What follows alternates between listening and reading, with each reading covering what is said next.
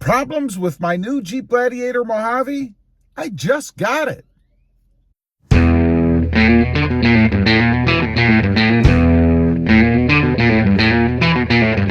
Well, good afternoon, everybody, and welcome back to Automotive JT. That's right, there's a couple of problems with my new Jeep Gladiator. Now, it is the Mojave, and it was used, so let's get that out of the way. It's not brand new. It's a 2021. It has 1,936 miles on it. Now, I did know that there was something going on when I got it, right? It was my mother's, so I've had exposure to it. I had driven it before, and she had told me that it felt like it was running a little bit rough. In other words, when you're sitting still, kind of felt like the idle was a little bit rough. Now, strangely, there are no check engine lights, and when you look at the RPM gauge, a lot of times when a vehicle is running rough, you'll see that RPM gauge fluctuate a little bit, right? Just not nice and smooth like it should be. Nothing like that either. It just feels a little bit rough, but it's only occasionally. And what I would kind of liken it to, I guess, if you've ever had an older kind of underpowered vehicle, and you turn the air conditioning on, maybe put it up to full in the summertime when it's really hot, and you could feel the vehicle kind of kick down a little bit.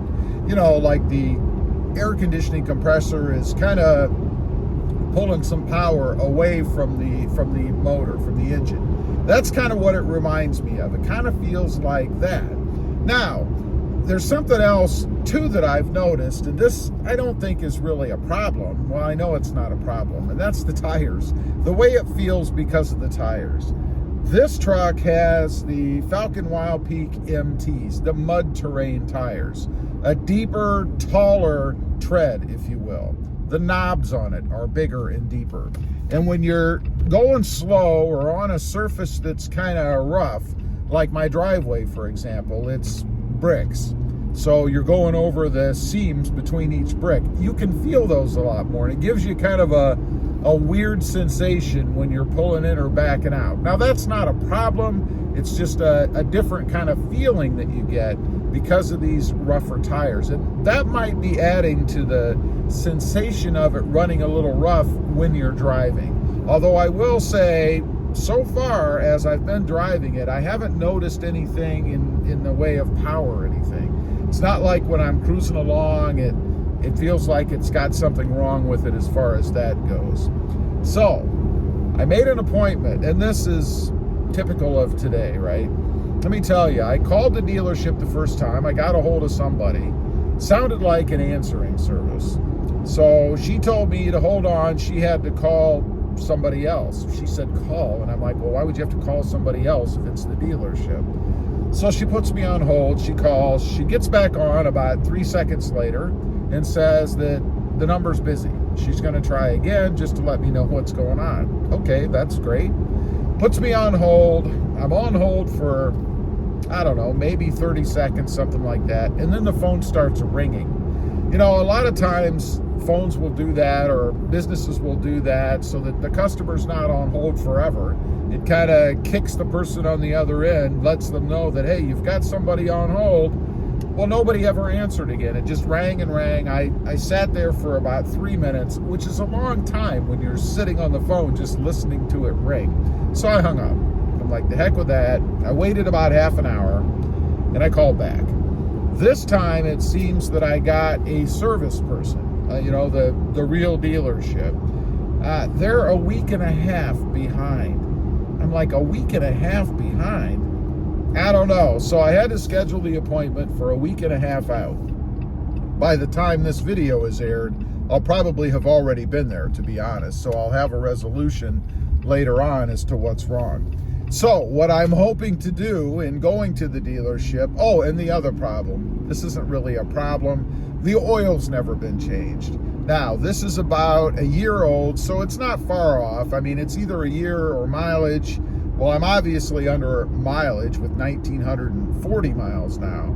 So I'm not really concerned about that, but it is something that needs to be done. It's a problem because if I didn't have this other issue, and being that I am the second owner, So none of the freebies or any of that stuff applies to me.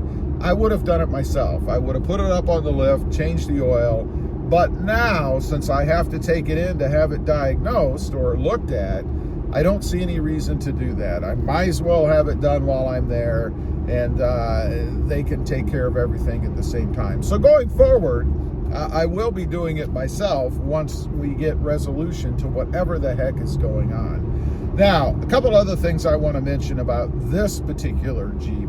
You know, the first one that I had, it was a Sport S, and I had auxiliary battery and start-stop problems.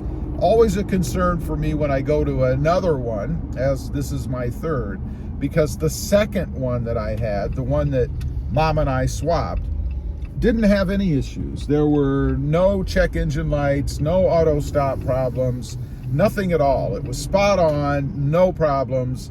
And I had the oil change. So everything was good on that. It ran smoothly.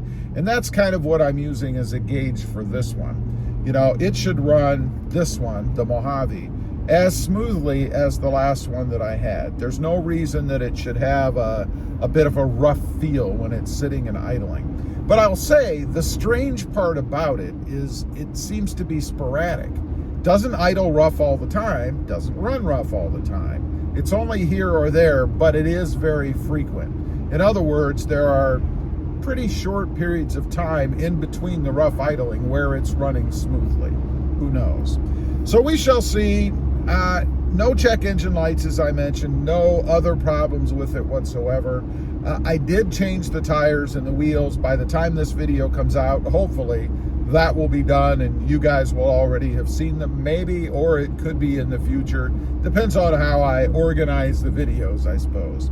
That should get rid of that kind of rough feeling on the road. I will say, I don't think they should be putting mud terrains on stock. I think they ought to go with a decent kind of, I'll call it an all-terrain. It's not really all-terrain, more of an off-road type tire, but designed for the pavement, because you just get a better feel. And honestly, most people don't take these things off-road anyway, so why compromise the ride quality when you don't have to? I think the perfect tire for these is the Falcon Wild Peak AT3W. I have that on a couple of other vehicles, and I have to say the ride quality is awesome. Much different than the MT, the mud terrain, which you would expect since they're a more aggressive, deeper treaded tire. So that'll be done. That should take care of that little weird feeling that you get on surfaces like bricked surfaces, let's say. Anyway, I just wanted to get on, give a little bit of an update. I like to keep you guys up to date, so maybe if you're thinking about getting a Gladiator, or you have one already, that you kind of know what to expect and what to encounter if you have these same kind of issues. Leave a comment, let me know.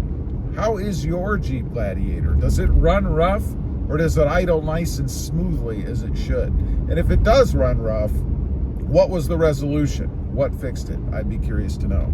Also, real quick, I do have 2 additional channels. Rob Motive MT, all about mini trucks, currently the Hyundai Santa Cruz, and Rob Motive, all about Toyota Tacomas. Check them out, and if you're interested, please consider subscribing. Thanks for watching. Stay tuned. Bye.